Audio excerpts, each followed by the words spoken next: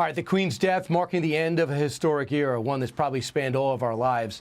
She was Britain's longest reigning monarch, spending more than 70 years on the throne, as you know, beginning in 1952.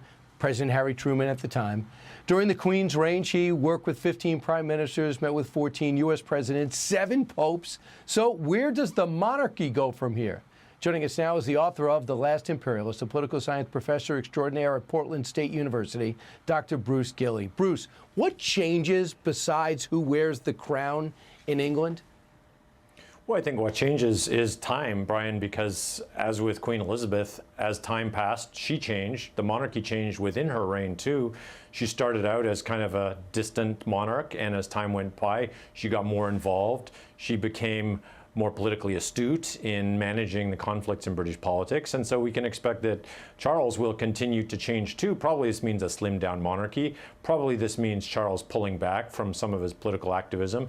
It also probably means strengthening the role of the monarchy in making Britons and people who are lucky inheritors of British constitutional legal traditions like us proud of those institutions. I mean, that's really what's at threat here. The monarchy is not a threat, Brian. What's at threat is the basic foundations of a free and liberal society. In what respect can a king or queen change that? Well, because I think in a time when the institutions were not at threat, people weren't saying that, democracy with people treated as equals needs to be ditched in favor of equity.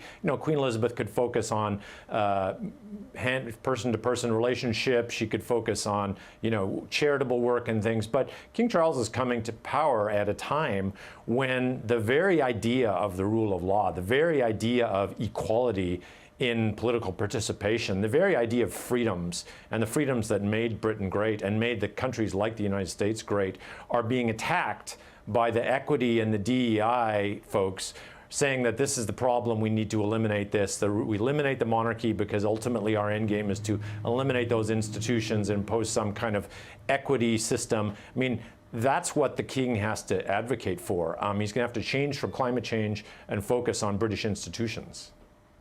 And that's what Prince Charles has got to be different as King Charles, is what you're saying.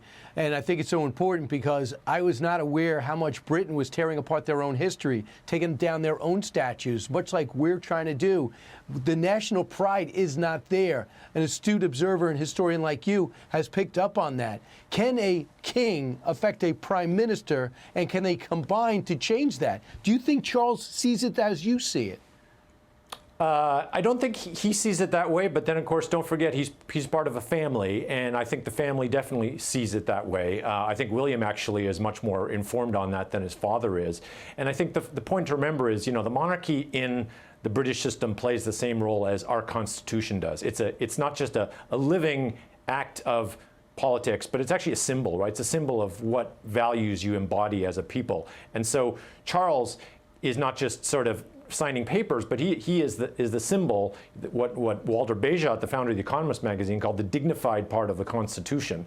And he has to focus then in his reign on reminding Brits of how dignified and valuable that constitutional inheritance is.